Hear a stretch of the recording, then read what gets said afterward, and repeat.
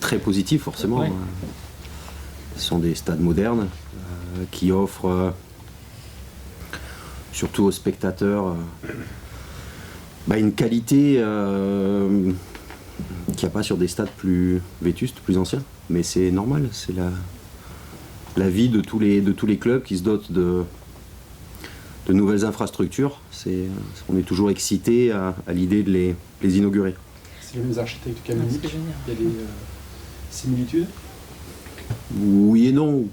C'est après un stade de foot reste un stade de foot. C'est toujours difficile de faire différent que les derniers stades qui ont été faits. Après, je dirais c'est surtout l'endroit où le stade est.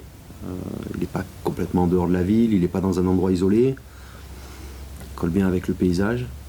Et puis après, il faudra poser la question au président pour avoir les moyens sportifs par rapport à cette magnifique enceinte.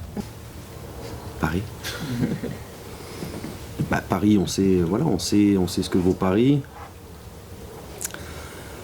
On connaît les joueurs parisiens, on sait ce qu'ils sont capables de faire sur un match. Même s'il y a quelques petites difficultés actuellement, ça reste la meilleure équipe de Ligue 1, même si Marseille actuellement fait une superbe série. Paris, en termes d'individualité, c'est une équipe qui est largement au-dessus des autres. Ils font moins peur.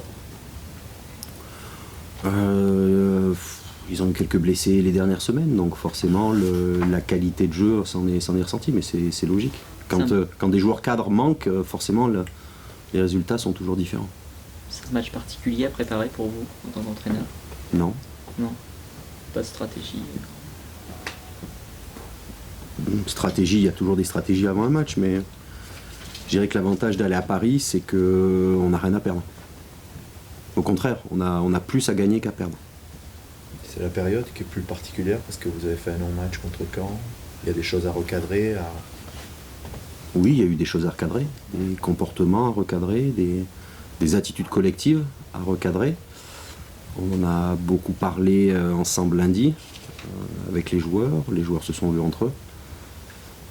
J'espère que ça portera leurs fruits. Après, comme je dis, Paris, on a beaucoup plus à gagner en allant jouer à Paris qu'en recevant Caen.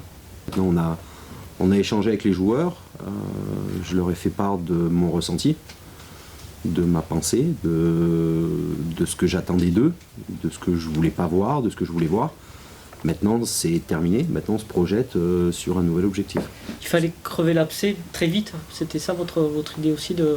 Je dirais que c'est toujours difficile de faire entre guillemets, je dis bien entre guillemets, donc mettez-le bien entre guillemets quand vous le retranscrirez, de faire une réunion un petit peu de crise alors qu'on est 3e au classement. Mais je ressens que depuis quelques semaines, il y a quelques petites choses qui vont un peu moins bien et notre qualité de jeu s'en est ressentie. Donc pour moi, c'était important de refaire une mise au point maintenant, plutôt que de la faire à un moment donné où on aurait vraiment été dans le trou. C'était la première fois Oui. de la saison? Oui. C'est bien ça. 3 mois. Oui, C'est bien. Et ça permet de remarquer son territoire. En disant, voilà, moi je Non, c'est pas l'objectif. C'est pas l'objectif de remarquer son territoire. C'est les joueurs sont pas idiots. Même s'ils savent exactement ce qu'on attend d'eux, forcément, le temps fait que parfois ça s'effiloche un petit peu. Il faut parfois remettre quelques coups de klaxon pour remettre les choses au point, mais ça n'a pas été fait dans un esprit de critique négative au contraire, ça a été... j'ai essayé de stigmatiser certaines choses pour que les joueurs le voient bien, en utilisant beaucoup la vidéo là-dessus, parce que les images, on ne peut pas les interpréter différemment. Si ça crée quelque chose de positif derrière, tant mieux. Après, c'est pas une garantie non plus. Culturellement, en France, on a toujours tendance à, quand il y a un problème, à le laisser un petit peu durer en espérant peut-être qu'il se règle tout seul.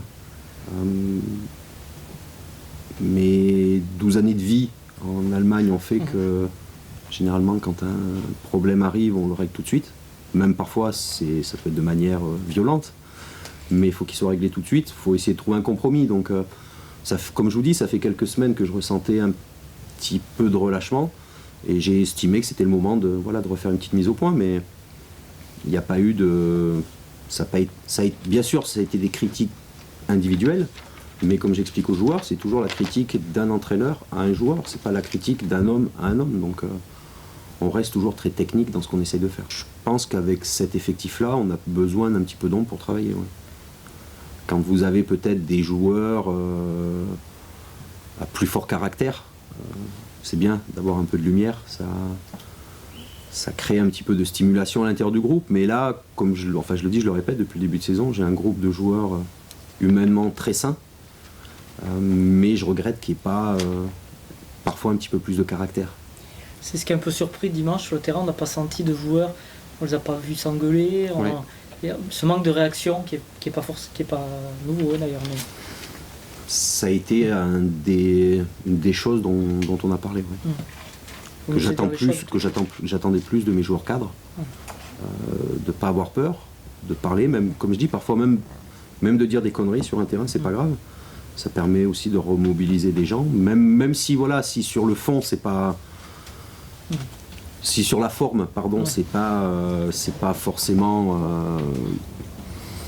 très bien fait, c'est surtout le fond qui est intéressant dans ces cas-là. Qu'est-ce que vous attendez d'eux samedi? De joueurs qui jouent pour aller gagner à Paris, tout simplement. De prendre des risques pour pouvoir gagner contre Paris Saint-Germain. On le sait, on n'a pas une équipe de toute façon, comme a pu faire, puisque Laurent Blanc en avait parlé, comme Rennes, qui avait peut-être beaucoup défendu, je sais pas, j'ai pas vu le match, donc, ou comme d'autres équipes, comme Evian peut-être, quand ils avaient joué à domicile contre Paris. On n'a pas une équipe où on peut défendre, donc forcément on essaiera de faire un résultat par le jeu. Si je vous dis que le match a été difficile hier et qu'on s'en prend 5 ce week-end, on pourra dire peut-être qu'on a sous-estimé cette équipe de Paris. Enfin, c'est quand même dur de dire on va sous-estimer Paris. Alors oui, Paris a peut-être certaines difficultés dans le jeu actuellement, parce qu'il y a eu beaucoup de joueurs absents, parce qu'il y a peut-être moins de cohésion que les dernières, mais ça reste Paris et Nicosie hier a très très bien défendu, parce qu'ils ont un profil d'équipe où ils pouvaient très bien défendre. Et que vous soyez Paris, Bayern, Barcelone, si vous jouez contre des équipes qui jouent à 10 derrière avec 10 mecs agressifs, et forcément vous ne marquerez pas beaucoup de buts. Donc c'est le genre de match que vous ne pouvez pas faire. On peut pas, on n'a pas ces joueurs-là, donc nous on essaiera de s'en sortir par le jeu. Quitte à prendre des buts, mais on essaiera d'en marquer, parce que le foot doit toujours rester comme ça. On n'a pas le droit en allant à Paris de ne pas tout faire pour faire un bon match. Je parle même pas de gagner, mais déjà d'essayer de faire un bon match. C'est un stade qui va être plein, on joue face à des joueurs de dimension internationale, dans un match qui va être regardé parce que c'est le deuxième contre le troisième. On n'a pas le droit d'arriver dans nos petits souliers, au contraire. Au contraire, il faut jouer, quitte à, comme je l'ai dit, quitte à... La rigueur, je préfère repartir de Paris en ayant pris 5, mais en ayant essayé de jouer, plutôt que de partir de Paris, comme a pu faire Nicosie hier, perdre 1-0, mais en ayant défendu tout le match. Non.